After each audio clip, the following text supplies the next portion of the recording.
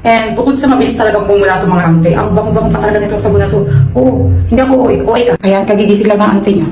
And then, makikita nyo oily, diba? Ang oily ng face. Siyempre, maghihilamos tayo. And hindi naman natatamo ang kagigising ko lang. Ayan, laki pa ng eyebags ko.